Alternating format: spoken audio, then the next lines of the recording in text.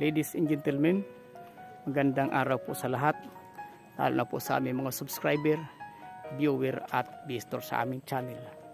Kayo po ay kasalukuyang nanonood sa Golden Real Estate Channel, at kung kayo po ay hindi pa nakapag-subscribe, kayo po ay inimbita namin mag-subscribe po kayo para inyong makita ang lahat ng ating property for sale, at kayo po ay maging updated sa mga bagong video na aming i-upload, at makapapamili po kayo ng property na yung mabibili kung kayo po ay nakapag-subscribe.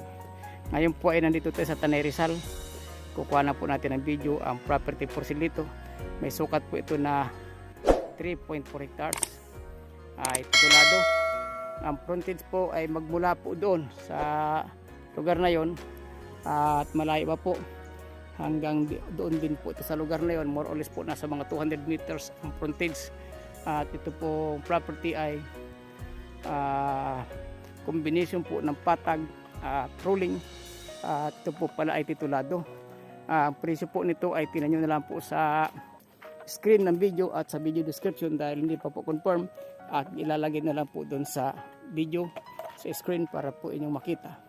Ito na po ang papasok sa property, at naka-frontage po tayo sa Barangay Road. Ang Barangay Road po ay hindi pa po siya simentado. Proper po ang possible pong makadaan na sasakyan, yung pong Innova, L300, Fortuner at yung Montero or yung mga pick up. Ito na po ang loob ng property. Sa ngayon po ay wala po itong halos mga tanim, at ito po ay maganda siya kung may mga magde-develop po na mga housing or gagawin pong farm plantation. Ito pong lugar na ito ay maganda. Ang layo po nito sa Municipal Hall ng Tanay.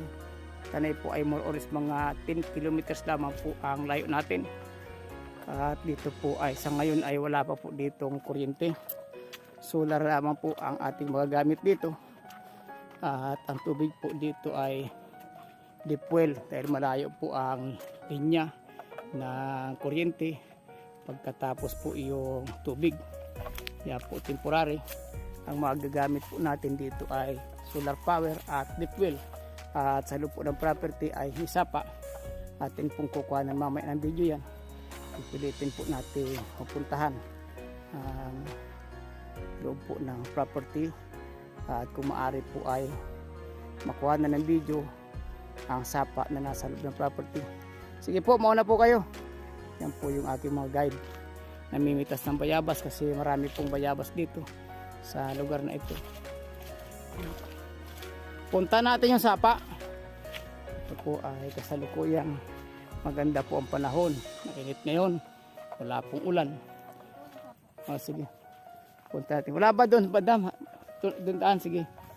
At kuha natin ang sapa kasi importante ang sapa sa mga buyer, kasi kung mag-aalaga sila ng baka, ng kabayo o kambing, ay mayroong inumin ang kanilang mga alaga. Ito po yung aming guide. Puntakin mo ko doon sa ako na sitter nila ha. Sampalok, Sampalok marami doon no. Ayan po ay ang lupa po natin ay more or less po mga 20-80. 20% po ang rolling at moderate lang naman po, at 80% po ang flatland. Ito po, pupuntahan po namin ng sapa para po sa inyong kaalaman, at para po inyong makita na yung property ay may sapa po talaga. Ayan. Tingnan po natin yung gaano karami ang volume ng tubig sa sapa na ito. Malayo pa na Okay, sige. Ayan. Ito po, may sapa. Malaki, no? Babain natin. Kasama pa yung kabila na yan. Hindi na yan. Boundary tayo. Saan ba magandang dumaan bumaba? Wala ba ito magandang babaan dito? Matarik yan. Hanap tayo babaan na maganda. Ibig sabihin, ang kabila ay boundary. Boundaryhan na yan. Okay. Ito pong property natin ay naka-boundary po ito sa sapa. Ang kabila pong property, pagitan po nila ay sapa. Ito ay hindi naman to binabaha, no? At bagong ulan kaya malabo. Yan. Yan po ang sapa. Yan po ang sapa natin, no? Malaki po ang sapa.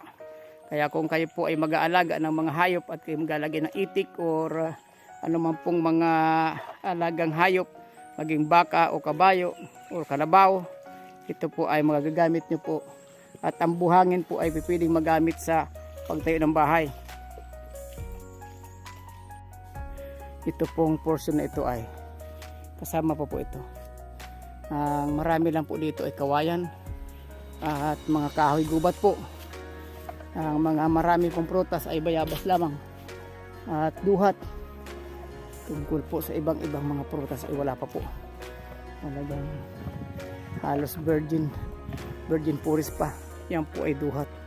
Yan, mga nakikita ko po ang mga prutas ay bayabas lamang at duhat. Wala pa po iba-ibang mga fruit bearings. Kasi hindi po ito nasikaso na may-ari. Yan po ang loob ng property. Yan siya. Yan, santol. Meron po mga santol. Ito po, portion na ito ay kasama. At napakarami pong bayabas. At mamimitas muna natin ng bayabas. Dahil nakachamba tayo bayabas, marami pong hinog. Ngayon ay taginog po ng bayabas. Kaya maungulan po tayo. Happy viewing po sa lahat po natin mga viewers, subscriber, at mga visitor. Shout out po sa lahat po ng mga investor, buyer, mga OFW.